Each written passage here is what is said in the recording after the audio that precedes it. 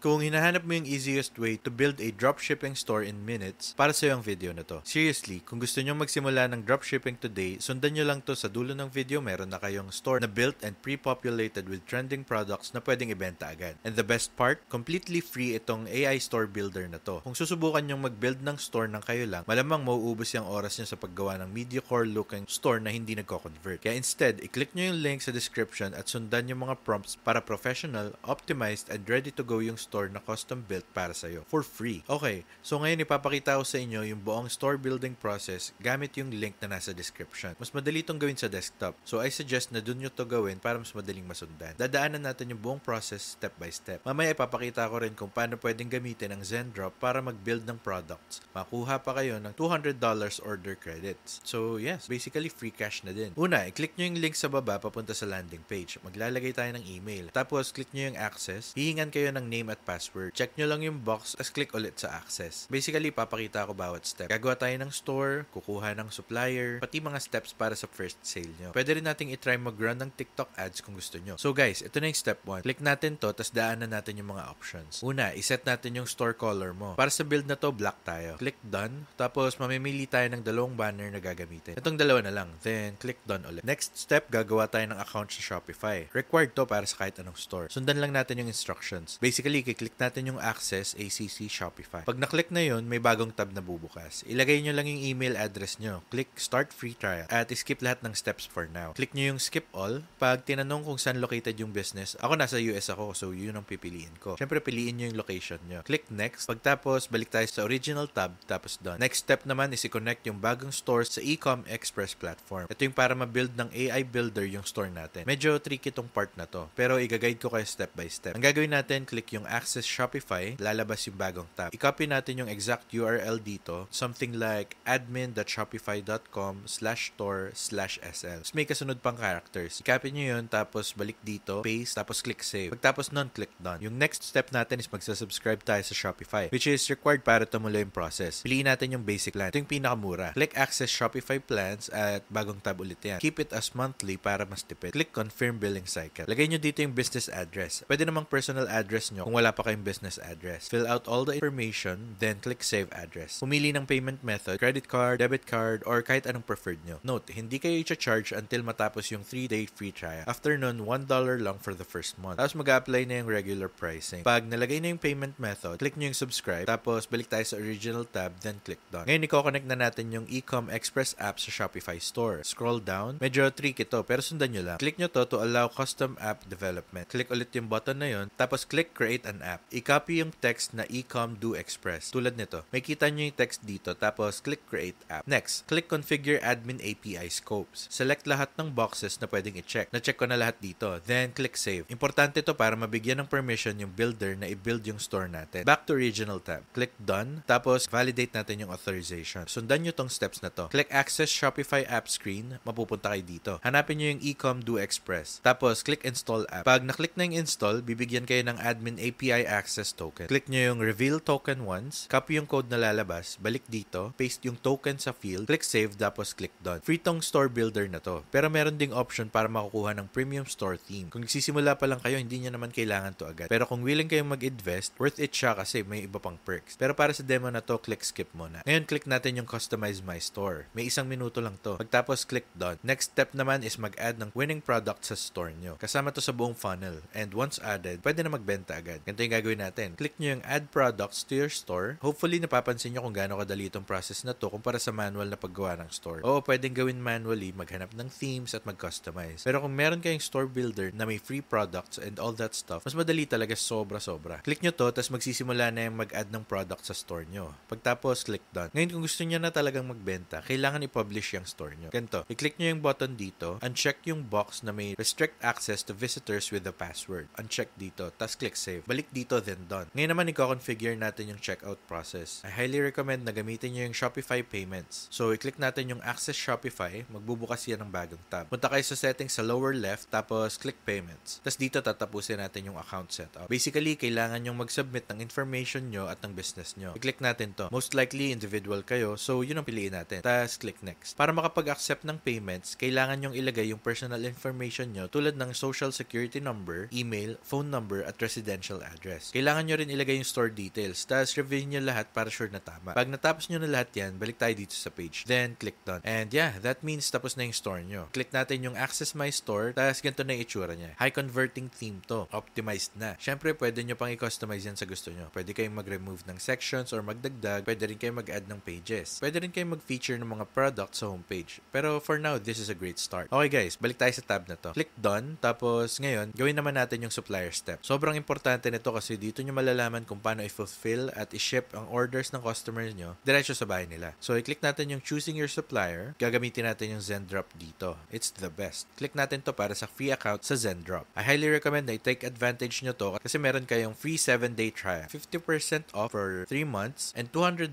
in free order credits. Basically, free cash na pwede nyong gamitin para sa mga products ng customer nyo. Plus, may access din kayo sa Zendrop Academy na sobrang crucial. Kung gusto nyo talagang gawing negosyo to at makakuha ng first sale nyo, sobrang laking tulong ng Academy at mentorship nila. So, lalagay natin yung information dito. Pag na-enter nyo na, click sign up now. Cool. Balik tayo dito.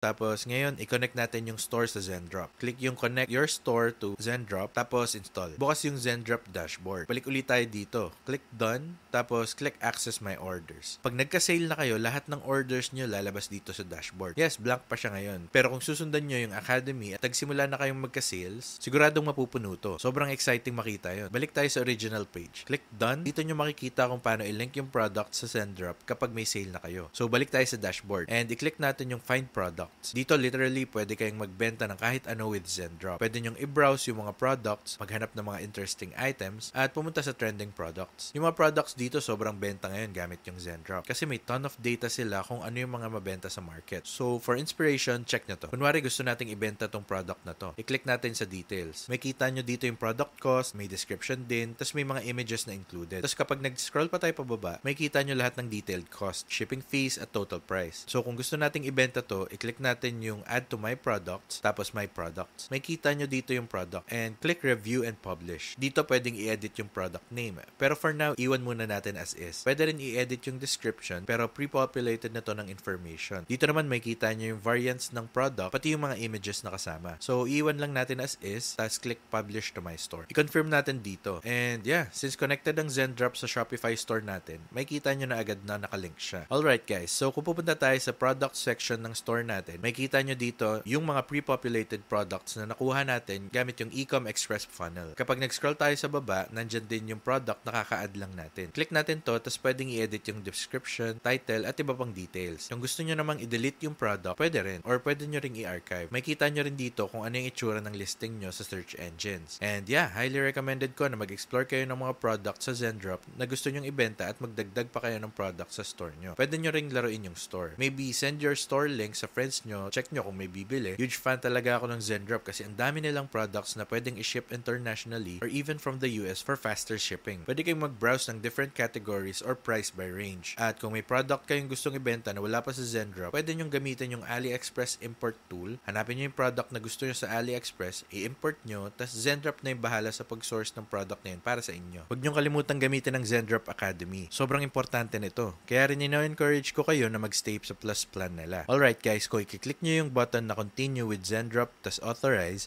mapupunta kayo sa Zendrop Academy. Makakuha kayo ng access sa mga videos at coaching sessions. And yes, meron silang live coaching sessions which is super helpful. Highly recommended ko yan kung gusto nyo talaga magkaroon ng consistent sales. Mas malaki ang chances nyo kung may ongoing support at mentorship kayo. So, panoorin nyo lahat ng videos nila. Sobrang in-depth ng mga courses tungkol sa dropshipping. May mga topics tulad ng scaling with ads, building your store, optimization, at marami pang iba. Tapos sumali rin kayo sa live coaching sessions nila. Hosted to ng mga dropshipping experts. Kaya sobrang dami nyong matututunan at pwede kayong magtanong directly sa kanila. Balik tayo sa Ecom Express funnel. Click done tapos sundan nyo yung steps dito. Dadaan talaga kayo dito step by step para makakuha ng first sale nyo at magets nyo kung paano gumagana. Hindi natin papasadaan to pero definitely go through it on your own. Next naman, punta tayo sa TikTok ads. Medyo intermediate part na to pero at some point, kailangan nyong gawin to para ma-scale yung business nyo. And good news, meron kayong free TikTok ad credits kung gagamitin nyo yung link sa baba. I-click nyo yung TikTok account scroll down, ilagay yung email at password nyo, tapos click continue. Madali lang yung buong sign-up process. For more details about TikTok ads, balik lang kayo sa Zendrop Academy, click TikTok ads, tapos check nyo yung course nila. Siguro iniisip nyo, paano kung gusto kong i-customize yung Shopify store ko? Sobrang dali lang yan. Actually, meron akong ibang video sa channel na dinedetalye ko yung proseso. Pero kung babalik tayo sa Shopify dashboard, click online store, tapos click customize, mapupunta kayo sa Shopify Store Builder na sobrang intuitive gamitin. Kung gusto nyo ng mas detalyadong tutorial, panoorin nyo yung iba kong videos dito sa channel. Pero honestly, madali lang gamitin to. For example, kung gusto nating palitan yung image na to, i-click natin yung image, then click change. Tapos pili tayo ng ibang image. Kung gusto nyo magdagdag ng section, i-click nyo yung add section. Tapos mamili kayo ng pre-made sections.